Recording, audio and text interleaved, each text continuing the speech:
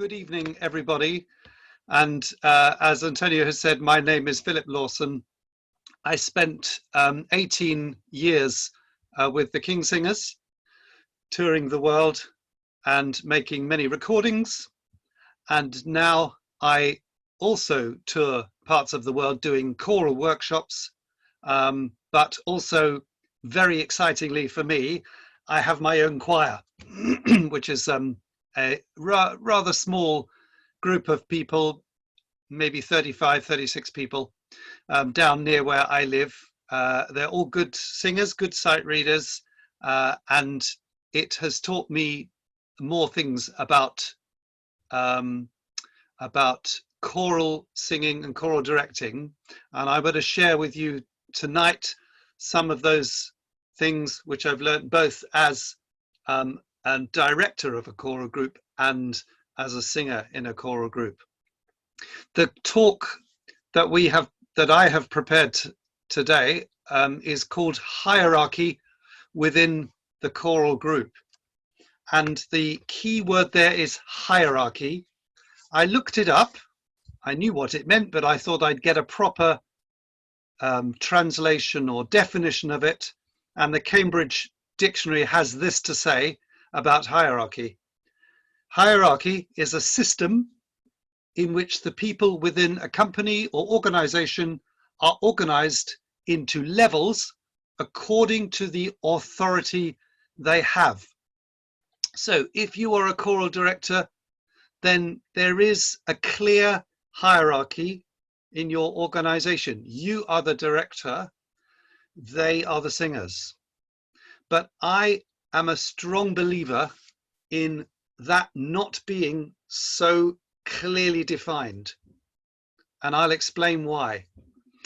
The years that I spent with the King Singers were interesting years in terms of music making. We were making music at a very high standard, but the interesting thing to me was that there was no musical director. There is still no musical director in the King Singers, and there never will be. The reason for this is that the original 6 singers were friends at Cambridge University. They decided to get together and do some singing, and they got rather successful. It's basically 50 years on, exactly as it was in 1968 when the group started. And there are other groups that have been going as long as the King Singers. One example is the Swingle Singers. And there are also groups similar to the King Singers, which are very new, such as a group called Gesualdo 6. Both of those groups have musical directors and work in a very different way from the King Singers. And I realized when I joined, it was a difficult thing to take on board, but I realized, as everybody else realizes, that from the moment I stepped into the first rehearsal with the group, I had the right, as much right, to say whatever I wanted about anything, not just the music, but the way the group is run, as somebody who had been in the group for 25 years. I was actually standing 2 away from a man called Bob Chilcott. I'm sure those of you who are choral directors and singers as well will know Bob. He's had a wonderful career since the King Singers, well, and before. And he was not only the oldest member when I joined, but also the longest serving. And it was interesting that we kind of looked to him for leadership, and he basically would not give it. This is not something we discussed, but he knew the way that the group worked. We had just said goodbye to the last 2 original members who had been in the group 25 years, and now we were effectively a new group. And the way that that works is that in planning the group, the meetings to decide on, for instance, the programs that the group does were done together. There was one member of the group who was involved in getting together a suggestion of a program, but it was not his job to sell that suggestion to the promoters. It was the job of the 6 members to agree on that program and then present it to the promoters. And you got an extraordinary feeling of worth and a real feeling of belonging to the group as a result of this. And I'm sure that's the reason why people stayed in the group so long. I did 18 years. David Hurley, the top countertenor who's just left, did 26 years. He was the longest. You felt part of the group and you felt that your voice was as important as anybody else's. And so if you're a singer in a group, even if it does have a musical director, I believe that you should feel that you can make suggestions of any type to do with programming, to do with performance, and that the director should take those on board. If he doesn't, then you are dealing more with a dictator rather than a conductor, and maybe that's not terribly healthy for the group. If you're a solo singer, I always say to people who ask me what advice I would give to a young soloist, and my advice is always be humble. If you have the skill and the ability to make it right to the top, that skill and that ability will be obvious to the people who are employing you. You do not need to tell them how good you are. I interviewed jointly with the other members of the King's Singers, of course, many singers down the years. And always the ones who came in with so much self-confidence were the ones that we were wary of. They were the ones we thought, is that person going to blend in as a personality to the group that we run? And this feeling of vocal humility was something that we took through our rehearsals into the performance.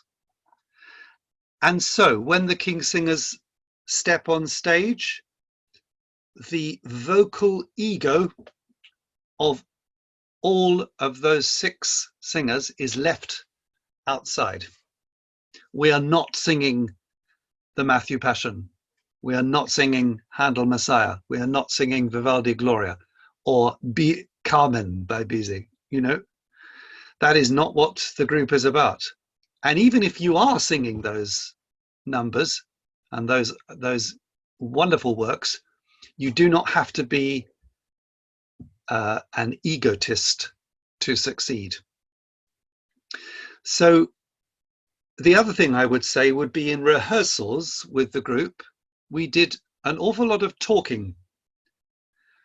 And that was so that we could gather the thoughts of all 6 of the members into one.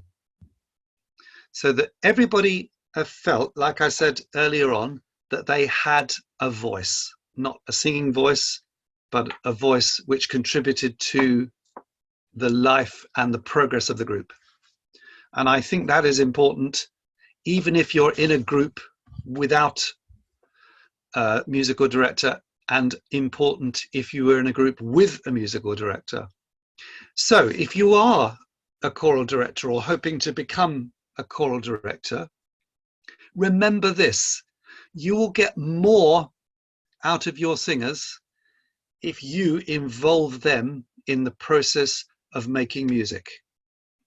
So don't walk into a rehearsal and spend 2 hours telling them what to do. Obviously, you have the final decision about what they do. That's important, that you have a sense of authority and leadership, but involve them in the decision making, or rather make them think they're involved in the decision making. Ask them what they think about your choice of music. If they don't like a piece, then maybe it's too late to change it in a program. Maybe it isn't. But if it is too late and that you're going to do that piece in the program, make sure you say to them, okay, you don't like this piece, that's absolutely fine, but you need to perform it like it's the piece that is the most favorite for you, the piece that you love the most, because you have a duty and a responsibility to your audience to give them the best experience. And even if you do that piece another 30 times or another 300 times, every time has to be better than the one before. There are some pieces that I sang with the Kingsingers many hundreds of times, and pieces I really didn't like sometimes. There's one called Creole Love Call, which is a Duke Ellington piece. It's basically no words. We were just imitating instruments. It's a very slow piece, and I don't like it at all. And the audiences loved it, and I never understood why. Whenever we finished it, they would cheer and clap. But I can't go off stage and say, please, let's not do that piece again, because it's not up to me. It's really up to the audience to decide that. And they constantly decided that they wanted to hear it again. So ask your singers if they like the music. Ask them what you might do differently. You know, if there's a tempo that is perhaps you're not sure, a little bit too fast or too slow, ask them. Say, do you think that was too fast? You know, put your hand up if you think that piece was a little bit too fast. It shows them that you're not a dictator and that you are prepared to compromise. When it gets to the performance, as I said, the Kingsingers would always leave their ego off stage and come on and work for this extraordinary blend that the group had. People asked us how we achieved this blended sound. And I always used to joke and say to them, well, it's our full-time job. We do 120 concerts a year. We rehearse for 2 hours every concert day and for 2 days every time before we go on a touring season. And if it's not together and blended after that, then there really is a problem. But the serious answer to the question, how do you get that blend, is you get that blend by listening. And I apply that principle to my choir of 36 as well. I say to them, don't just watch me. I'm going to give you a clear beat if I can. Don't just watch me, listen as well, because I can't make the sound for you. I can say to you what sort of sound you should be making, but you are the ones who are making that sound. And if you are able to listen to the person who is next door to you and make the same vowel sounds as them, listen to how loud they're singing and match that as well. Listen to the intensity of their consonants and match that. Very soon, you will have a choir which sings together. It will not only sound together, but it also will sound in tune, because intonation is not something which is governed only by hitting the right note. In a choir, it's to do with exciting the harmonics of chordal structures. And the more you can match the sounds that you make to each other, the better chance you have that that sound is going to be in tune.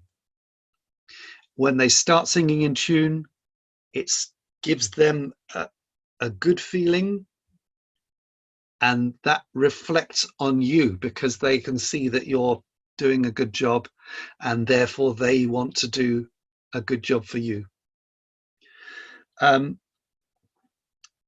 In the performances that you give, it is of course vital as a singer, or well, both actually. It's vital as a singer, but it's also vital as a conductor, choral director, that you are energetic. But don't let the energy be just yours. The energy that you give out has to be reflected by the choir. Otherwise, it's just you being like a madman on stage, and in front of you are people who it doesn't really matter what they do. So try to make your beat clear and precise, but don't do any more than you need to do to get your point across.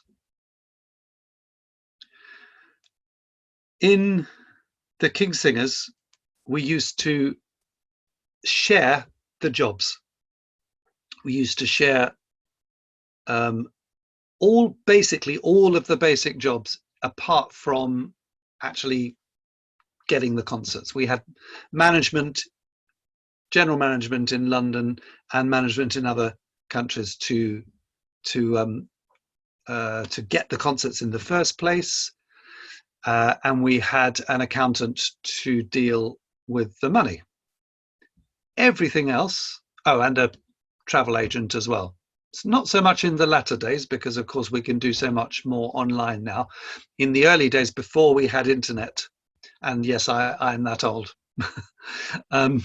we had a travel agent to sort out all the travel. Everything else was done by the group.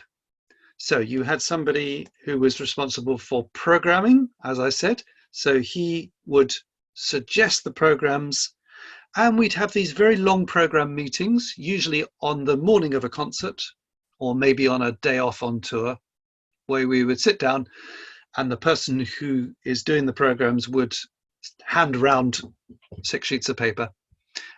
This is what we I propose for these concerts. And there probably would be 12, 13, 14 concerts there to choose. And also, they would frequently be very different programs, because the group had to sing in churches, cathedrals, concert halls, a cappella, with orchestra, with jazz band, with sometimes other solo singers. There were all sorts of different types of performance that the group did. And all of these things obviously needed different programs, tailoring them to each show that was being given. So those program meetings were very long. But as I said before, at the end of it, you got the feeling, yeah, I was part of that process. And when we go on tour and do those programs, I helped to choose them. And I think that's very important for well-being and for musical fulfillment as well.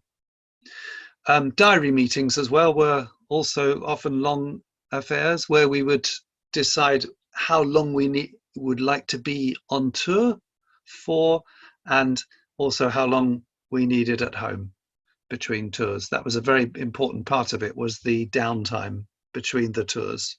With 120 concerts a year, were organized into 3 seasons, basically three semesters or terms. So you would have basically a long holiday in, well, it's now actually July, end of July, August, and then you'd go on tour until right up to Christmas. Usually 22nd, 23rd of December was normally the last concert before Christmas. Then you would have 3 weeks off, and you would come on tour again, another 3 weeks off for Easter, and then you'd have your summer term. And that was the way that the 120 concerts organized. So in fact, it was not, they were not able to be spread out very much. They were very, very concentrated. And now that I've stopped doing that and doing different work, I'm also hearing a lot of other choirs and the way that they work, and really enjoying it. Well, I was until COVID-19, but we'll get back to that. You know, we will get back to that definitely. And it's interesting how different the choirs are and how much they reflect the personality of the conductor. And I have worked with some conductors who are quite happy to stand back and let me basically run the whole workshop, which is fine. I can do that. That's not a problem, but it's not my choir. And I prefer it when the choral directors have some input. And when I talk to the choir, they say, oh, that's great. You know, let's try this. And, you know, then he might turn to me, or she might turn to me and say, how was that?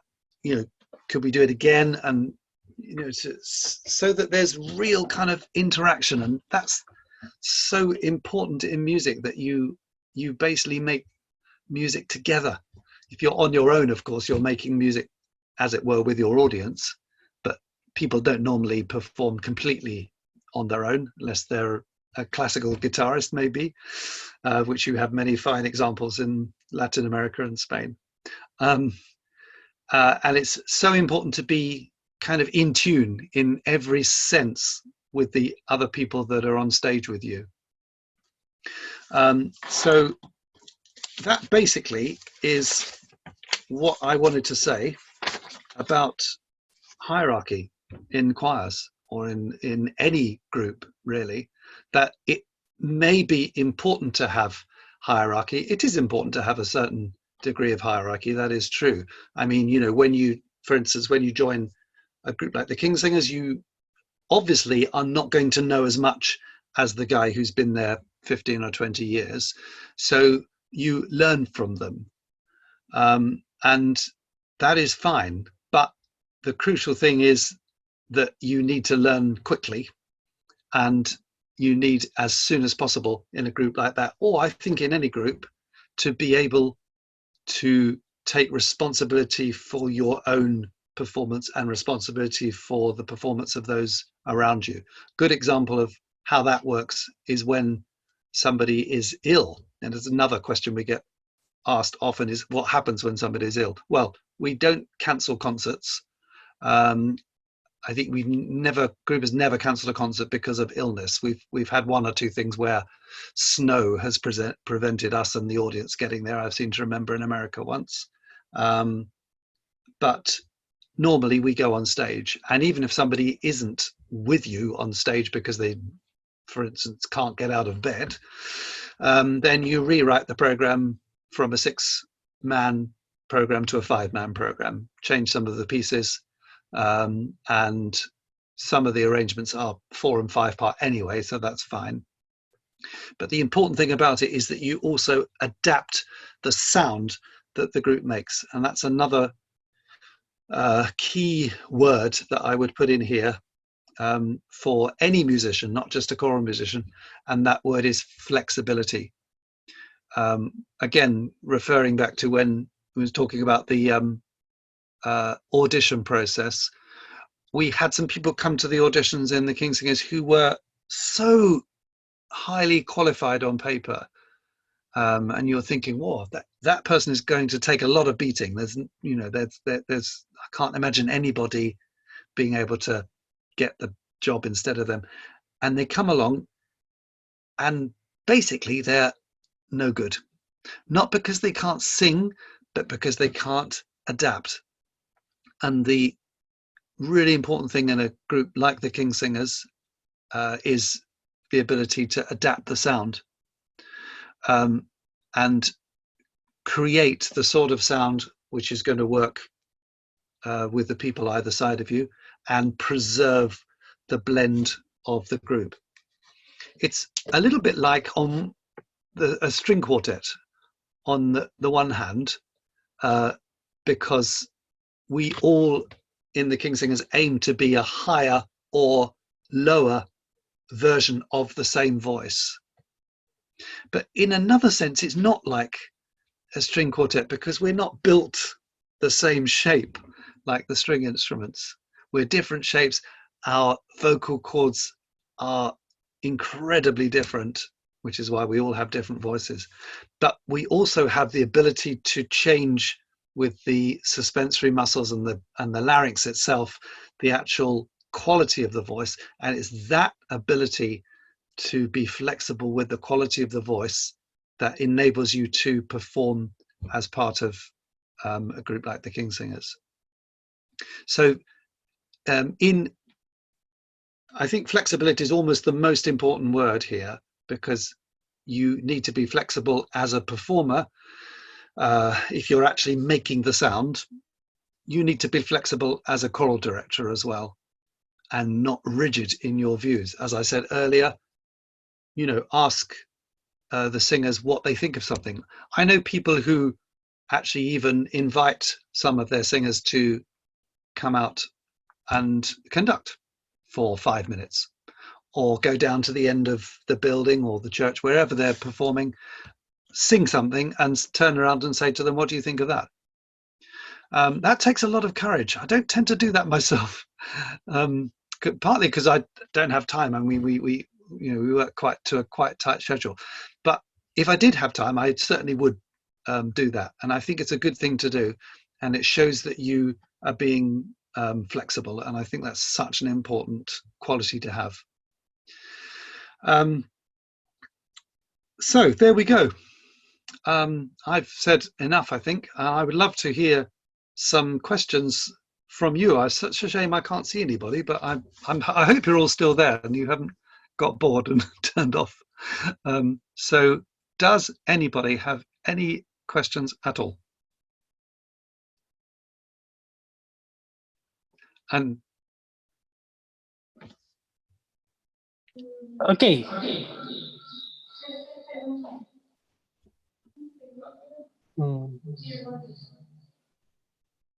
There is a question.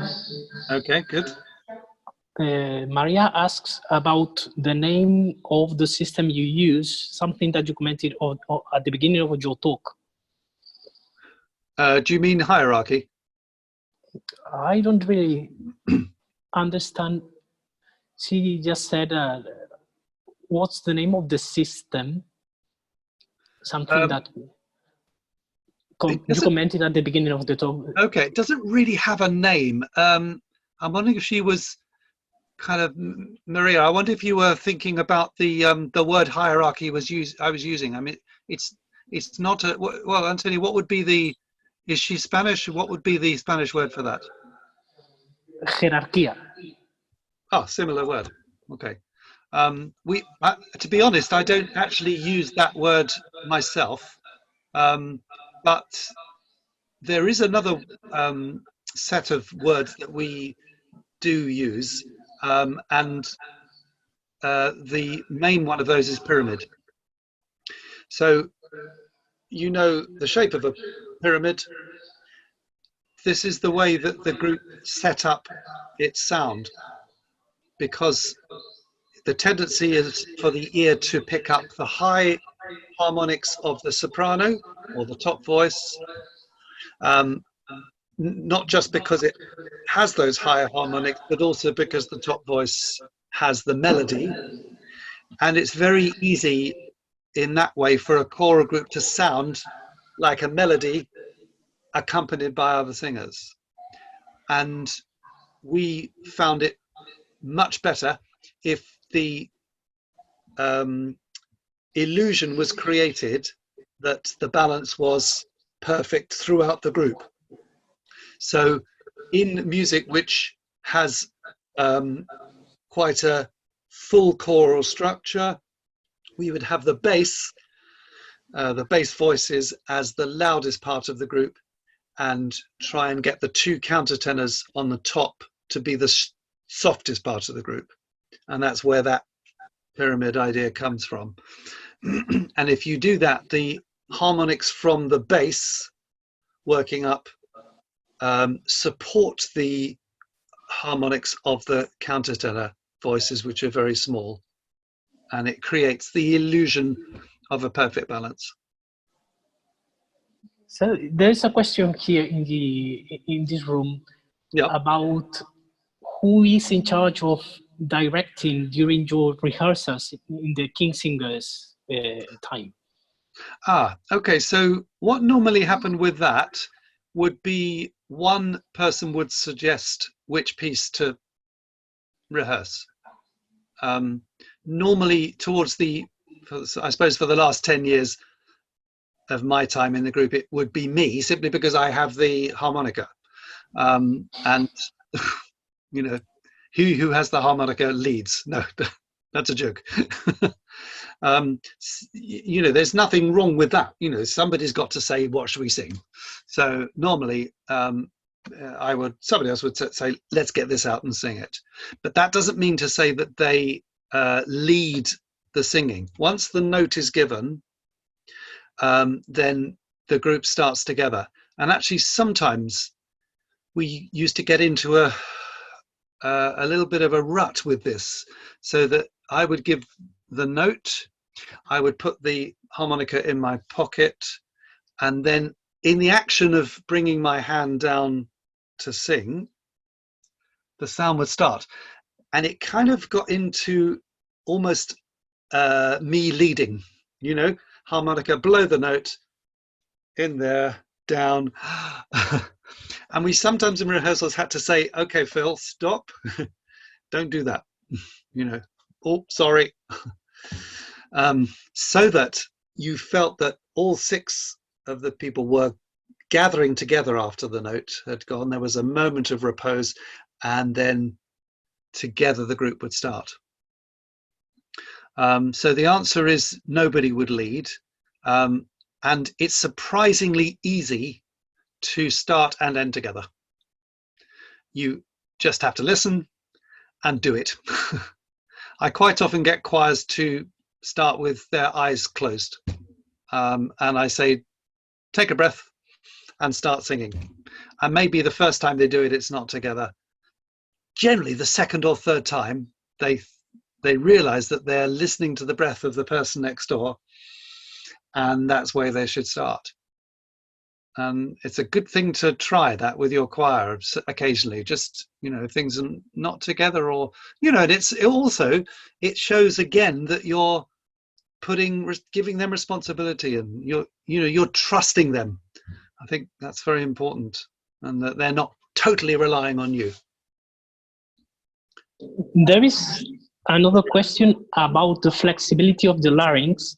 Yes. Isabel asks you to put an example of how this is in different type of programs. Well, I mean, you know how many sounds the voice can make. You know, you can shout, you can whisper, you can laugh, you can cry. We can do all sorts of things with our voice. And one of the things that we wanted to do in the King Singers is to provide vocal color and to provide variety in a concert, because a concert with just 6 voices for 2 hours could be a little bit boring. So we would make the extremes of sounds with our voices. If a sound was loud, it wouldn't just be necessarily just loud, but loud and coarse. And actually there was some, you know, the sort of medieval Renaissance pieces, which are like Lassos and Josquin, of these pieces where the text is incredibly rich and colorful, and it kind of wants not just a loud sound, but a loud and almost rather coarse sound. And if you take the other extreme of, let's say, a soft pop ballad, we would often perform that sort of music. An example would be Billy Joel's And So It Goes. We would sing that with a very breathy sound, like I'm making now. If you do it all the time, it's not particularly good for your voice, but just occasionally, it's absolutely fine. And that would help to take away the ego from the voice that I was talking about earlier, take away the kind of natural richness of the voice, and it would help to blend the sounds together. So taking the audience on this journey from very, very soft to incredibly loud and in almost harsh is something which I think characterizes the group. I remember when I joined, one of the pieces I had to sing was a piece called Lazy Bones. Lazy bones, sleeping in the sun, how you expect to get your day's work done. It's a Hoagie Carmichael song, and in the middle of that there's a sort of strong rock bit. It's an amazing arrangement by Darryl Runswick, and at the end all the voices come together and it's soft, up a lazy river with me, just before the end. And I remember singing this in the audition, and I thought, here's the famous King Singers breathy sound coming up, and I sang it like I just did then. And Colin, I think it was next to me, said, no, that wasn't right, you didn't blend with us, listen again to how it is. And he sang his part and made this up a lazy, very, very, and I thought, whoa, why that doesn't sound like that. But when you tried it together, it had the effect of exciting the sound, and it was an amazing effect. So that basically that bit could have been done in two ways. It could have been done in that way, or it could have been done in a breathy way. And actually, when I joined the group, we didn't do that piece to start with, and then we started doing it maybe 6 or 7 years later. And I always remember that bit because by then we had decided to do it in a breathy way. So there's that flexibility again, I suppose. So does that answer the question? I suppose there's another question from Gloria. She asks if it is possible to sing as a soloist and also sing in a choir or a small group, and if the singer uses the same technique or should use a different one. Yeah, that's a very good question. I suppose the answer is, what sort of ensemble are you talking about? I mean, there are groups, a lot of groups that use basically the same voice production as you would as a soloist. The group called the BBC Singers, which are the radio choir in London, I used to sing a lot with them, and it basically was like being a soloist. And that was easy because you would basically use the same voice. In a group like the King Singers, you can't do that. And I have to be totally honest and say that 18 years of singing in a different way really affected my solo voice in a negative way. I remember the first thing I did after I left was somebody booked me to do Schubert Die Winterreise, which is a piece, it's 26 songs, it's a big piece. I'd done it before, 10 years earlier, I think, and it was, fine. I did it the year I left the group, and it was a real struggle. I had to work so hard on my voice because the voice had been adapted to making, as I said just 5 minutes ago, lots of different sounds, some very breathy sounds, some harsh sounds. But more important than that, it had been used to adapting to the sounds around it. And you can't be really free with your voice when you're doing that. And sometimes I longed to the trumpet shall sound and just do that, but of course you can't do that in a group called the King Singers. So the answer is, yeah, if it's an ensemble which uses proper vocal tone, yes, it's very possible to have a solo career. And if it's a group like the King Singers, then not really. And it's interesting that none of the people in the choir, in the Kingsingers, did solo work while they were in the group. I mean, partly because there wasn't time, but also because the voice is just not set up to that. So I think you kind of have to decide which road you're going to take. Concerning the example you gave us before of the choir having the eyes closed and one person breathing and everyone started singing, does it matter the person who does the breathing? It affects the result in the choir? It's not that one person does the breathing, it's that everybody does the breathing. So what I do when I do this with a choir is I don't just make them shut their eyes. I make them shut their eyes and then I say, okay, and we're going to start about now. So you give them some kind of indication of when to breathe. Otherwise, there would need to be one person. So you say, okay, we're going to do this piece now. And then they go like this and breathe. Okay, there's a question by Adriana.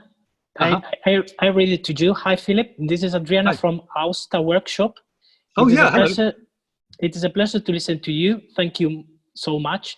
Talking about flexibility and adaptations, and knowing that you have sung in a lot of different stages, can you tell us something about the adaptation of the sound to different places and about the sound check process?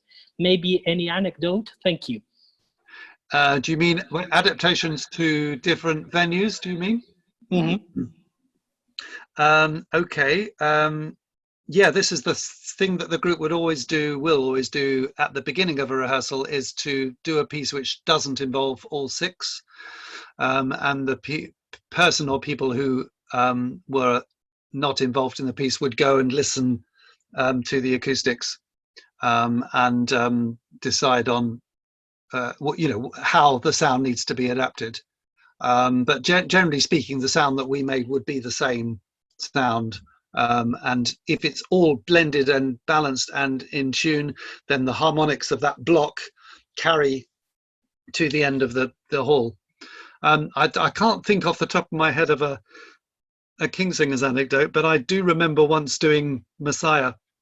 I was in the chorus for Messiah with Trevor Pinnock and the English Concert, and we were in Salzburg, and the bass soloist was John Tomlinson, who was a big Wagnerian bass. He sang a lot of Wagner.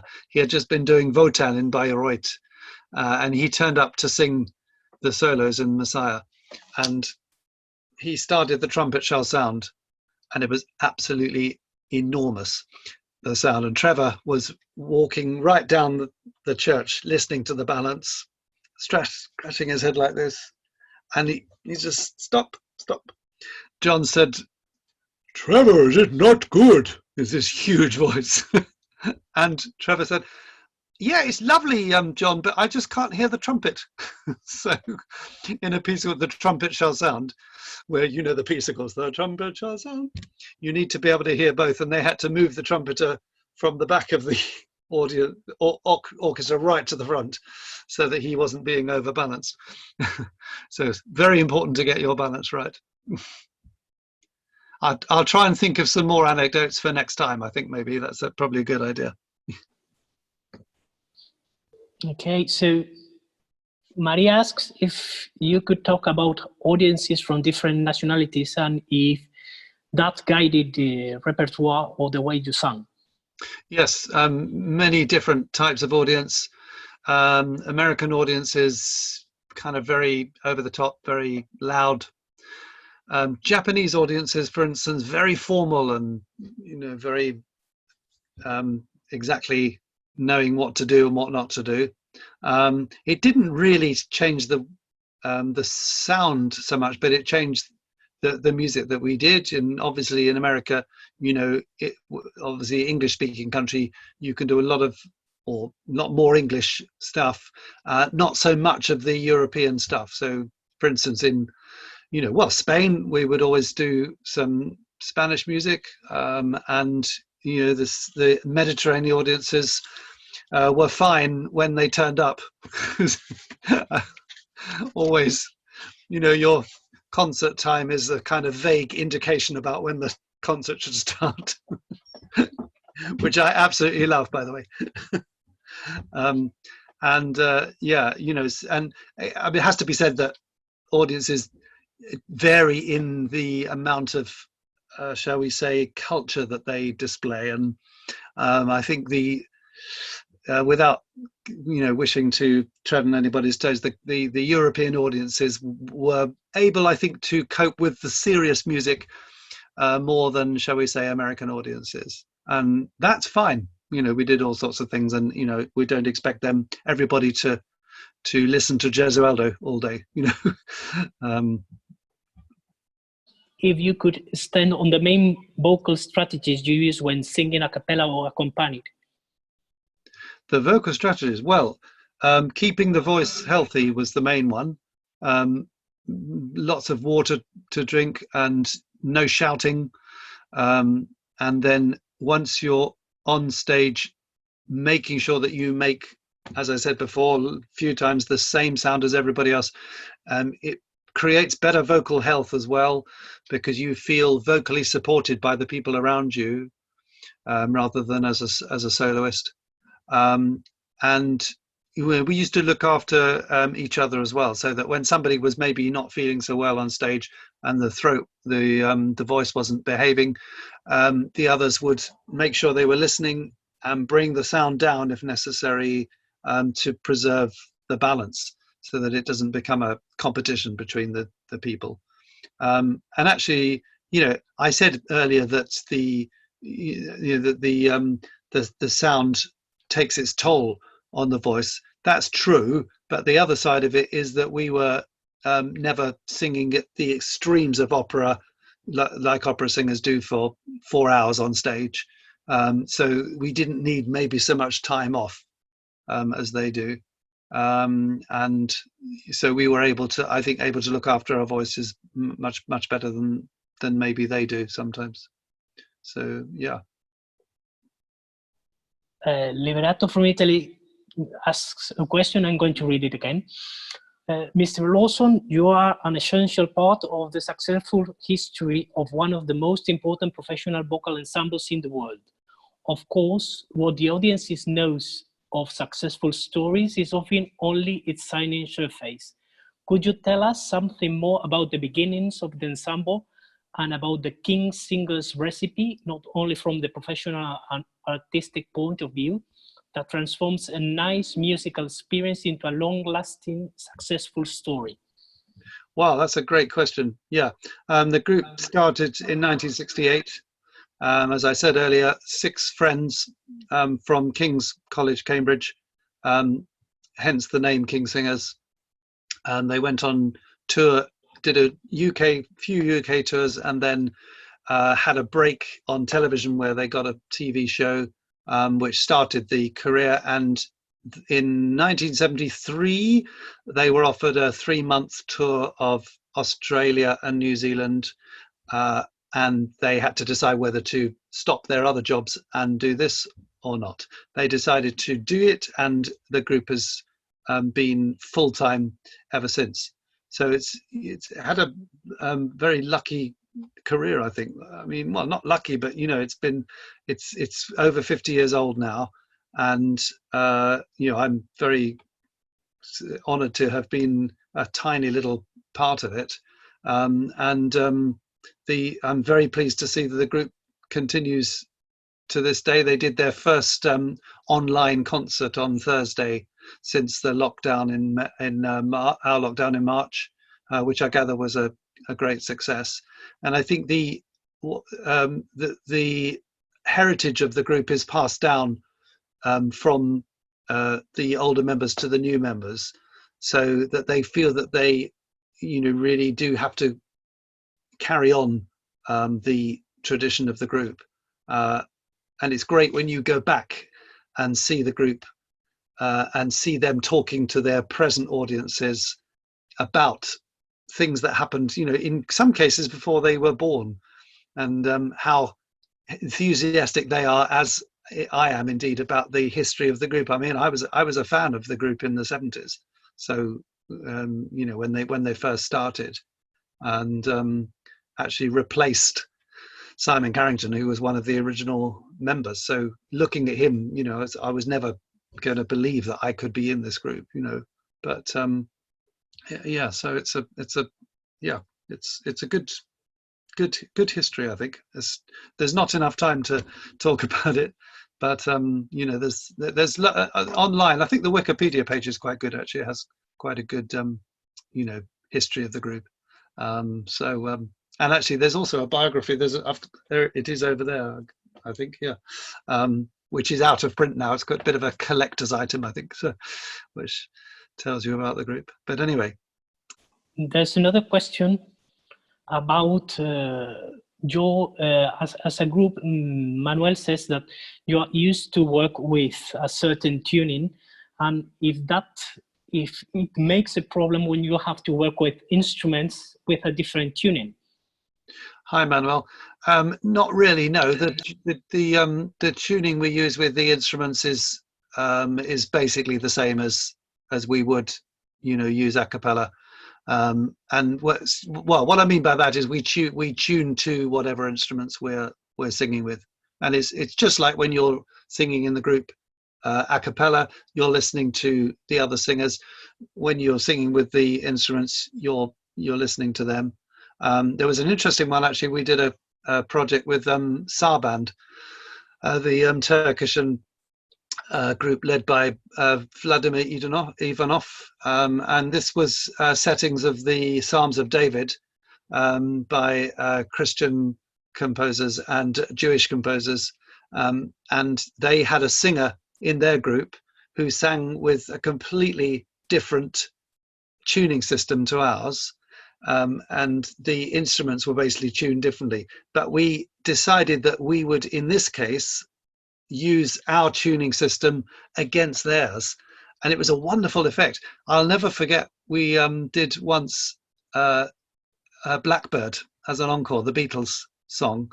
I don't know why we didn't decide to do it straight away, actually, because it was a really good, you know, it was only towards the end of the tour, but the singer from the Sarband, I can't remember his name, but he sang the solo in the middle, Blackbird singing in the dead of night, and you know, that perfect fifth was slightly different from ours, and it was a wonderful effect. I'll never forget it, because not only was the tuning different, but his timbre was different as well. His whole voice was completely different from the, you know, this kind of smooth way that we were doing the Beatles song. That never got recorded. That should have done, but no, we basically tuned to whatever we're singing with, except on that one occasion. Okay, I think that's all for today. I would like to thank you again for your time. My pleasure. For sharing all these stories with us, and hope to listen to you in the next occasion. Yes, absolutely. Thank you. I'm sorry I didn't see anybody, but hello everybody again. And as I say, you know, if you want me to tell some funny stories, buenas noches. Thank you. Goodbye, everybody. See you next time. Goodbye.